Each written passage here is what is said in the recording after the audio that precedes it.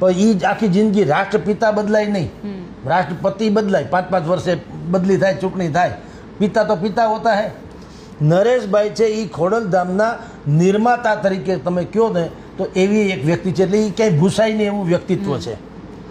એટલે શું થશે એ તમને કહું.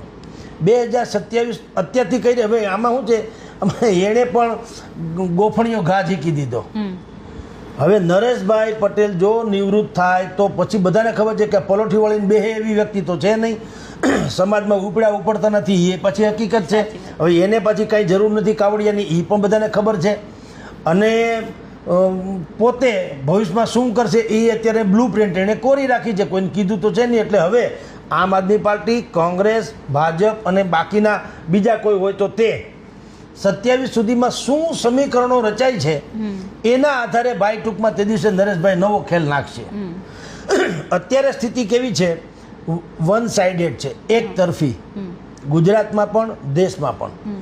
કલકત્તા અને પશ્ચિમ બંગાળ પણ જો જીતી લેતા હોય ભારતીય જનતા પાર્ટી તો હવે ગુજરાતમાં તો કોઈ પ્રશ્ન આવતો જ નથી, કારણ કે આ તો એની લેબોરેટરી કહો તો એ છે ને હોમ ટાઉન કહો તો એ છે અમિત શાહનું ને નરેન્દ્ર મોદીનું. એટલે અહીંયા તો કોઈ એનો ખીલી પણ ખોડી કેમ નથી આ લોકોની મરજી વિના. વિપક્ષ નામે કોઈ ચીજ અત્યારે છે નહીં.